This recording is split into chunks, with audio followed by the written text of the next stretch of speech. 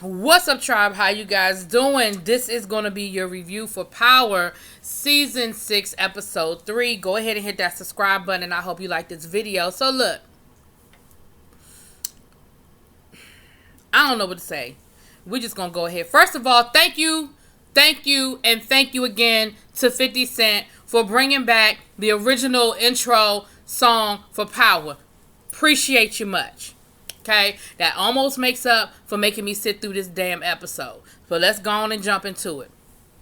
So we start the episode off with them getting ready to move Dre from the safe house to, I guess, another safe house, whatever. Because we know that they got word that they were coming to get him. So they had snipers on the roof, and they had this, and they had that. But next thing you know, Donovan is there, and Donovan has Dre and the baby. Next thing you know, though, it's getting shot up. Somebody done infiltrated, and here come the hitmen coming to kill Dre. Donovan is able to, hold off, a whole lot of the men and keep them safe. But Donovan ends up getting shot. Donovan calls for backup. The backup is on its way. Dre gets a gun. Donovan tells Dre, look, backup is coming. Just wait, man. Just wait. Don't want to take your chances out there. We don't know how many more people are coming, but backup will be here in 10 minutes. Dre was like, I ain't waiting 10 minutes. You can't protect me. Look at what's going on here. I don't care what's happening. Me and my daughter, deuces, we gone. Now, mind you, Donovan had already kind of given it to Dre, telling him, you can't take care of this daughter. Maybe you should go let her stay with her mom. What kind of father, what kind of life is this going to be for her? He was kind of giving it to Dre, right? And Dre wasn't here for it. Dre wasn't trying to hear it, and he wasn't here for it. And next thing you know, he got the gun on Donovan. Donovan was like, come on, man. Like, don't do this. Like, for real. Don't do this to me. He was like, I got a family. I got a daughter just like you. And for a second, I thought he wasn't going to do it. But not only did he do it, but at the last minute, right before he pulled the trigger and shot and killed Donovan, he had covered his daughter's face with the hood of her jacket. She turned her face, and then she actually saw him shoot that. Now, mind you, it's symbolic of the traumaticness. That's not a word. It's symbolic of the trauma he's causing his daughter in the long run. His daughter's too young to testify. It's not like his daughter can say, my daddy did it. However, next thing you know, we see Dre at the train station or whatever trying to get away, and the police swarm him. They found him, and they swarm him. Now, I thought maybe they knew he had shot Donovan, but they didn't. They were just picking him up because they were like, no, you still gonna testify. Angela dead, and we know that the Jimenez tried to kill you, but you gonna still testify. But we find out that Donovan is deceased. He shot him dead in his head, so pretty much was obvious that he's deceased. But the FBI tell him, they say, look, you're not off the hook. You're going to testify. So whatever you thought you were getting ready to do or you thought you had got yourself out of, sorry to be the one to tell you, but it's not happening. You about to testify against the Jimenez, Alicia, like we said. Or, you ain't gonna never see your daughter again, and we're gonna prosecute you. So pretty much Dre feels like he don't have any choice, and he has to go ahead and testify, even though he knows that pretty much that's a death warrant, like he did, Then we see Tate getting it in. Okay, he is getting it in, honey. They are him and this woman who has a wedding ring on. They let us see the wedding ring. We find out later on that this woman is married to his chief of staff. Remember the chief of staff that he punked last week, punched him in the stomach and all that good stuff? His that chief of staff. And they getting it in, and while they getting it in, he gets a phone call from the DNC. And the DNC say, look, your numbers are looking good. We about to send you some reinforcements. Now, in Tate's mind, those reinforcements mean money. When you're dealing with elections, when you can run a lot of people don't understand it. Just because you run as a Democrat, it doesn't mean you get a lot of money or support from the DNC. Especially if, you're in a case that you may or may not, I said a case.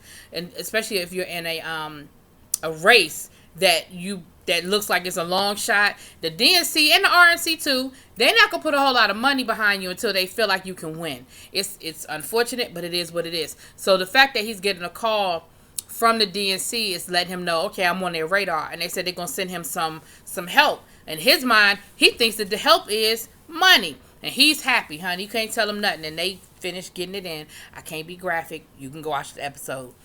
So he's stepping into his office. He's strutting, right? And his little mistress is sitting there smiling and grinning. Her husband talking about he's such an asshole. She was like, And she even made a comment about Tate being bigger than him, but she threw it in a way in which he wasn't sure if she was insulting him or not. She was. But next thing you know, he think it's money coming, but what comes through the door is this high-end political consultant. Sort of an Olivia Popish type person. And what we found out about her is that she's got a reputation. Something went down between her and her husband. He got popped publicly for having an affair, and they ended up getting a divorce. And it pretty much sort of pushed her out of politics altogether. And this is sort of her comeback, right? That's what I got, is that this is sort of her putting her toe back in the arena and for her comeback. And she comes in the door firing everybody, including his chief of staff and wife, you know. And he was like, wait a minute, whoa, what we doing here? What we doing? She said, look, I'm the help that the DNC sent. He said, I thought they were just going to send me some money. She said, no, they sent me. And I need to see how things are working here. I need to see what's really going on in this operation before the DNC commits to anything bigger.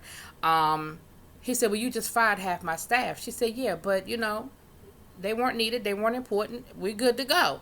I said, damn, that's messed up. You know, that's messed up. She said, now what's up with you in this St. Patrick character? And, of course, he tries to downplay it. And she's like, She said, well, I see that he gave you a whole lot of money, so it can't be this not as important as you trying to make it out to be. So we'll come back to them. We'll see how that plays out. Tommy. Make a long story short, Tommy got all the money and nowhere to wash it. Because remember, he used to wash his money through the club. And now that him and Ghost are trying to kill each other, he can't wash it through the club. Jason don't give a damn. Jason want his money on time, and he want it clean. He don't want no crumpled up $5 bills that you got from the neighborhood crackhead, okay? He wants his money clean and a nice check that can be traced, that he can go through the IRS and all that good stuff. So he's in a pickle because they got plenty of money, but he can't make his payment to Jason because the money's not clean. He shows up with Lala Keisha, looking brand new, honey. She got her hair slicked back, got some shades on, got the little black outfit with the black boots, and she's still looking scared as hell. Like, you can't even pretend to play the role. And his lieutenants are worried because they say whenever Tommy bring a woman involved in his situation, it's always trouble. And they are so right. We find out that Tommy basically ends up giving Keisha the sob story about him needing to clean his money. And she was like, oh, so you want to run it through my salon like Tasha did? And he was like, nah, but I need Tasha. Because I'm getting ahead of myself. But he says, I need Tasha. You don't need that bitch. Because, you know, she still ain't seeing it for Tasha. I'll wash it for you myself. I know how to do it. Because I learned from Tasha. Now, rewind. Tasha need to find a new source of money too, because even though Ghost is paying her, he ain't paying her to the level to satisfy the lifestyle in which she has become accustomed. So her and Tommy are brainstorming on how they're going to find more money. She's trying to find money for him to help him wash his money, and he's trying to find, for her to help sustain her lifestyle, and he needs money to wash. And they know they can't go through the salon. This was before he has the talk with Keisha. My bad. I told you I got ahead of myself. And, not Keisha. Ghost wife. She knows that Keisha ain't rocking with her. So she said, I know that's not even an option. That's off limits. So, down to the campaign headquarters, Ghost shows up. Because Tate then called him and said, look, I need you down here. And he's like, well, what's going on? What they want me for? And, Tate is trying to let him know, look, She wants to meet you. She trying to fill you out. You just don't say nothing you don't need to say, and you keep it low. You just keep it on the low, okay? All right. Over at Choke. This week you really insult my intelligence. Now, I touched on it a little bit last week, but you're really doing it a lot this week. Now, somebody posted on Instagram a picture of Tariq with his roommate and with this new the new girl that he done recruited, and they were like the new Keisha, Tommy, and Ghost. I mean, not Keisha, Tommy, and Ghost. Tasha, Tommy, and Ghost. And I said, you know what? Okay.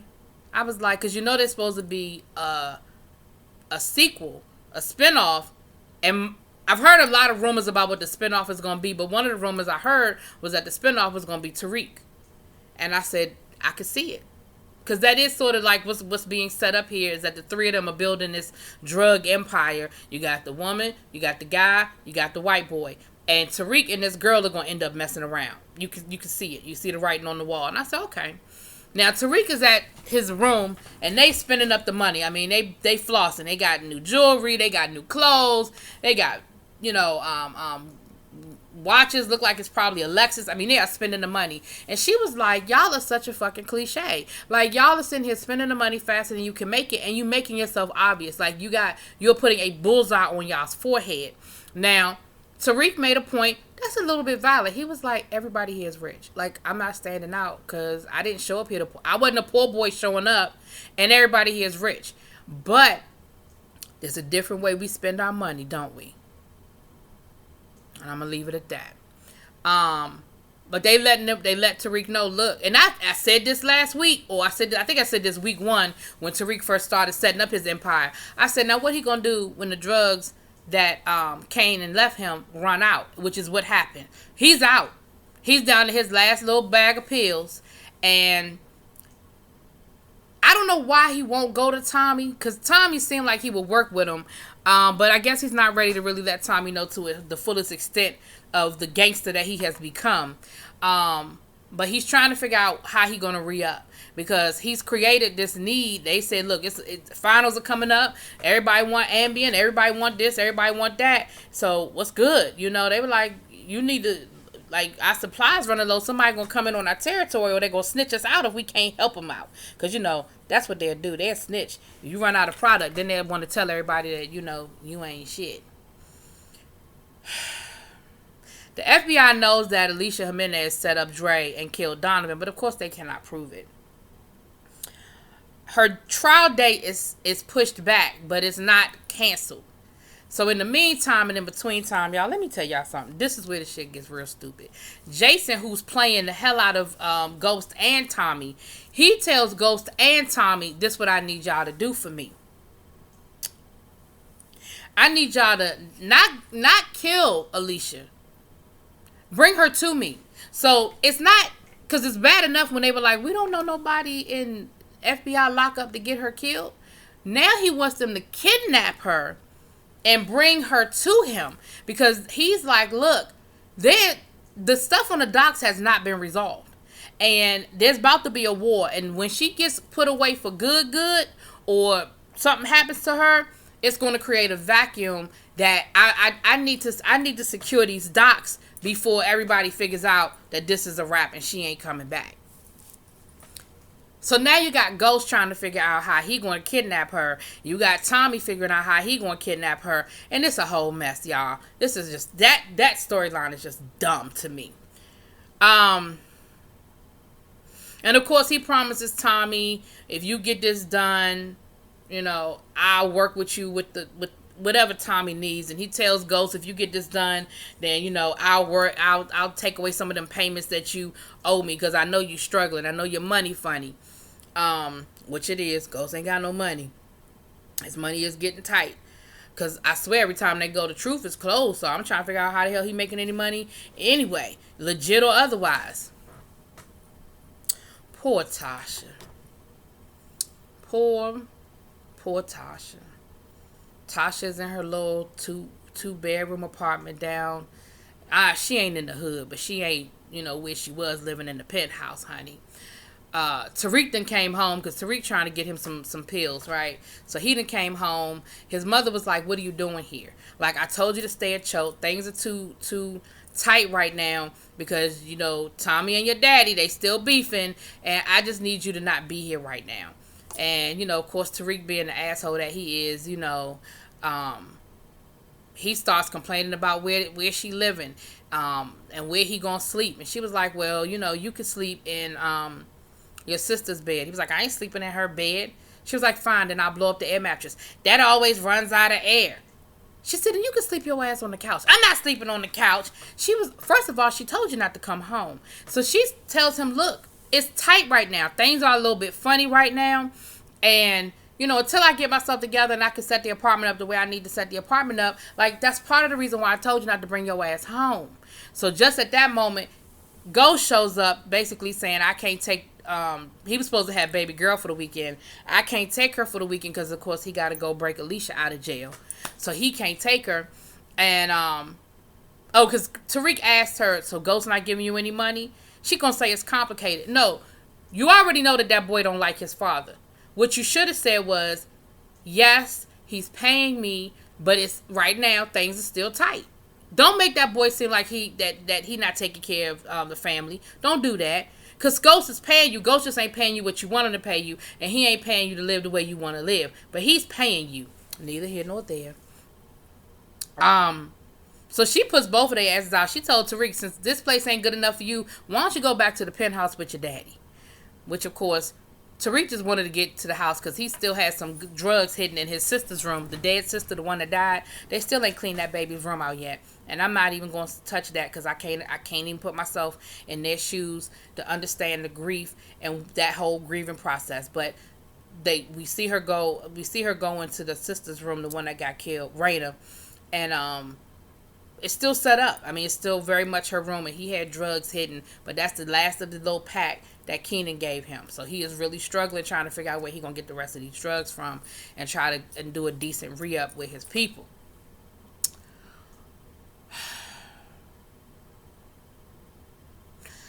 The task force meets, and they still trying to connect all these dots and try to figure out how was Alicia Jimenez connected to Dre, connected to Ghost, connected to my girl.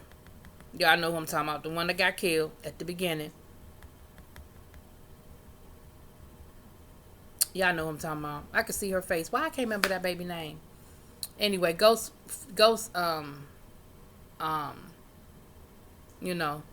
chick on the side.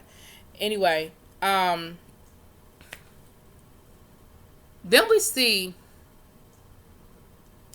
Tasha done picked the baby girl up from her mama. Her mama done started a ghetto daycare. We all know about the ghetto daycare. We all know about the lady down the street who keep kids, who don't really have no license, who don't really have no type of permits to do it, but she keep all the neighborhood kids and don't charge you as much as the daycare charge you. But Lord, God forbid something really go wrong down to the ghetto daycare. That's what her mama got.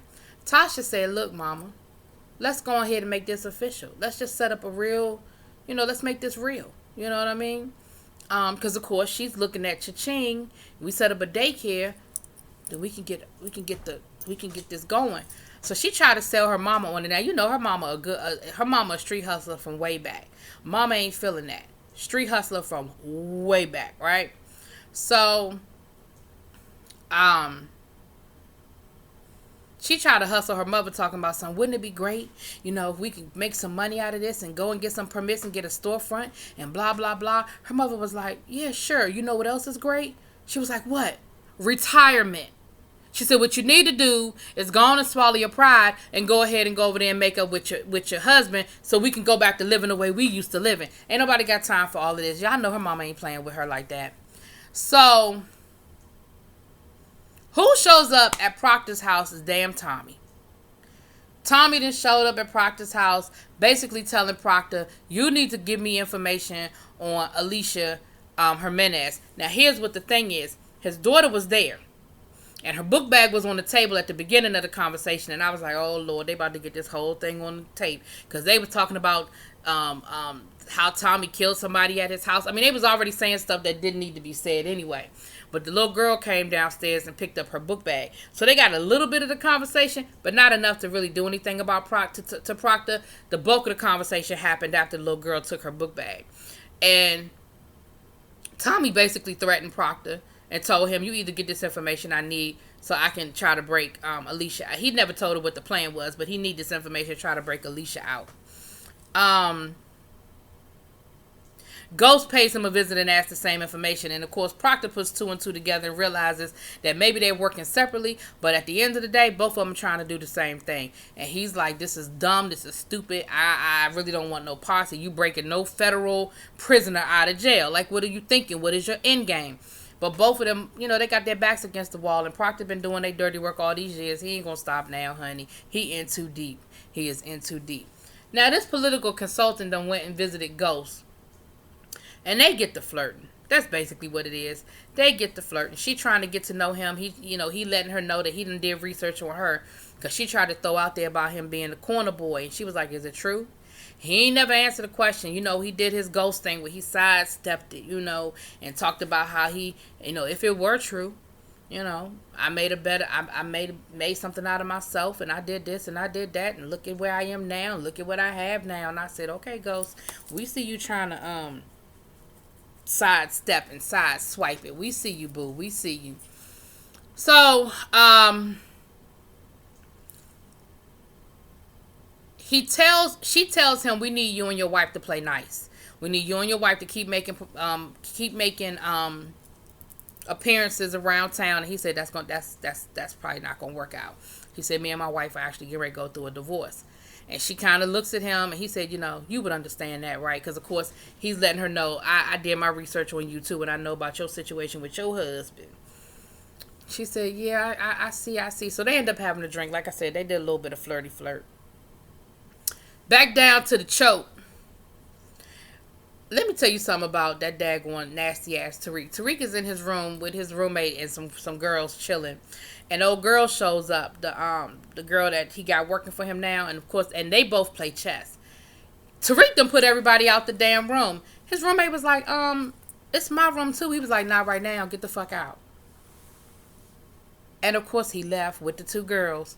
She gonna look at Tariq and was like, that was pretty harsh, but she sat her ass down and pulled out that damn chessboard.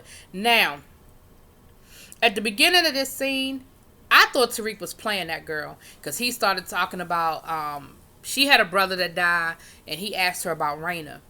And he sort of looked at her for a minute, and she said, I'm sorry, but I heard about it on the news. And he was like, yeah, she was my twin, which I think I was trying to remember that last week, so that was his twin.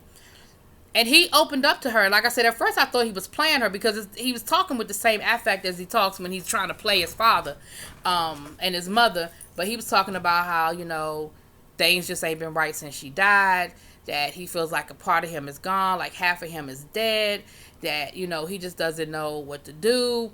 He misses her so much. And I was like, okay, is he really being real? And I really had thought he was playing her, just trying to get in her pants, because he clearly likes this girl. But then he told her about the drugs.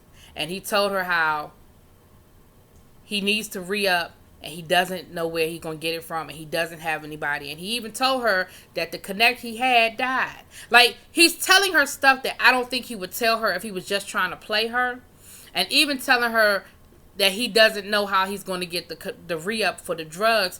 It's opening up to her and showing him to be a little bit vulnerable. And it's a level of vulnerability that Tariq hasn't shown anybody in a really long time. And so I think he really does kind of like her. And I think he really was opening up to her legit. So back down to us trying to figure out how we're going to break out a federal prisoner out of custody going to the courthouse. Long story short, because I ain't getting into all the ins and outs. Tommy got the whole plan figured out, except for there's a part of the plan where he needs a woman. Who come walking in the door? Keisha. He didn't talk Keisha into helping him with this plan. Y'all know she ain't about that life. She not about that life.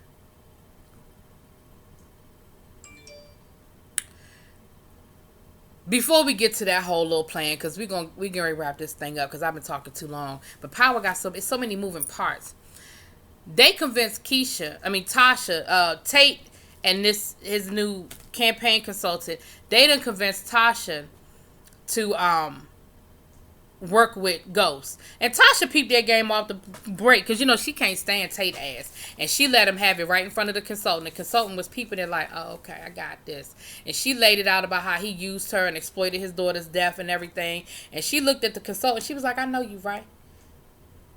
She said, you want me to, I know what it is. Y'all want me to play nice with Ghost in public. Y'all want me to play nice. She said, well, that's going to cost you. She said, and she looked at the lady and was like, you know what I'm talking about. You know what it's like to have a husband cheating on you. So I said, okay. She said, but it's going to cost you. She said, I want a storefront and I want expedited permits for a daycare. And then we'll talk. Tate was getting ready to start giving him and Han about what he couldn't do. The consultant looked at her and said, it's done. She looked at her. She said, I like you. Got up and walked away. I said, okay, Tasha. See, this is Tasha I'm looking at now. This is Tasha I'm looking at. So down to the courthouse, honey. Down to the courthouse. Keisha ass about to get scared and nervous. She done turned around 2-3 times, but she ends up going in. They got her dressed up like a paralegal or something, got her hair pulled back and got her carrying papers and stuff. Got a little briefcase. And they ended up giving, Alicia shows up to court. They end up giving her water. They had one of the bailiffs slide her some water that had something in it. I think a Quaalude or opiate or something in it that was so concentrated that it made her sick. But not before she saw Dre come in that damn courtroom to be a witness. Next thing you know, she's sick. They take her to the bathroom. Of course, it's all men, so none of them can go in the bathroom with her. Now, you know good and damn well that there would have been a female bailiff a female officer around that they could have grabbed to put in that bathroom with her, but whatever. So all the men are outside waiting while she's inside. And, of course, Keisha just happens to be in the bathroom. Now, I'm be honest with you. I don't see what the hell Keisha did. Next thing you know, Alicia's passed out. Keisha leaves the bathroom. The ambulance shows up to take, maybe, I don't know, maybe it was her job to make sure nobody came in. That shit, I don't know what her job was. But Dre sees Ghost. Ghost sees Keisha, and they all figured out that they was set up to do this job together. They end up taking Alicia out, and of course it's Tommy and his crew is really the ambulance service. So Ghost failed. Ghost didn't get nowhere close to getting Alicia out that damn courtroom, but Tommy did. Tommy got her out of there, and Tommy delivered her to Jason. Jason was like, look, I want yeah, all Keisha did was text Tommy, let Tommy know she was in the bathroom. Whatever. Jason is asking Alicia for her Connect, for her information on the Connect. Alicia said, hell no, kiss my ass. And Jason ends up killing her. Tommy said, why in the hell did I go through all of this trouble to kidnap this woman just for you to kill her? Jason said, because I wanted to do it myself. You understand what that's like, right? Of course, throwing the whole ghost thing up in his face. At the end of the day, Jason didn't get what he wants. So and because Ghost is talking to him, and because Ghost didn't actually get Alicia, he still want what he want from Ghost. And of course, like I said, Ghost can't afford it. So Proctor tells Ghost, you might need to call an old friend and get some money. You got a cash flow problem. You might need to call an old friend. And who does he end up calling? The dude from season 1 that he ended up getting the club from to begin with. And he gonna loan Ghost the money at a really good interest rate, but he wants a piece of the pie. He wants a piece of the pie. So of course Ghost knows he's in bed with the devil again. But he don't have no choice, it's either that or go back to doing drugs, and not doing drugs, but selling drugs, and he just ain't really trying to do that. He just ain't trying to go there. Keisha thinks she done something, honey. She's just as happy as a pig in slop, and that's when she agrees to go ahead and launder the money through her business. She just turning all gangster on us, all gangster. Dre tries to tell the FBI that he saw a ghost down at the courthouse. They told him he was seeing things and he was paranoid. Dre was like, yeah, all right, I know what the hell I saw. And they basically double crossed Dre. Now that Alicia's dead, He thinks he's off the hook, and they were like, "Yeah, all right, you can go, but we're gonna keep your daughter." And so, they want him to now try to set Ghost up, and of course, they're dangling his daughter over his head. Ghost calls Tommy and says, "Look, I know right now we trying to kill each other. Let's put a moratorium on the murder, and let's take Jason out, because right now he's playing both of us. And let's go on and take Jason out, and then whoever kills who, let's just deal with that on the back end." Tommy was like, and what I'm going to do to find another connect? Ghost was like, "You can find another connect. But right now, the connect you have is strangling you. And he's strangling me too." He said, "I saw you at the courthouse, so he sent both of us down there to do the same job." Tommy said, "Kiss my ass." He said, "Kiss my ass. And the next time I see you, I'm going to kill you." And that's a promise. So that was the episode. I'm sorry that this review was so long. It was so much going on in this damn episode. Y'all, I couldn't keep it straight. Let me know what y'all think. Drop it in them comments. Peace.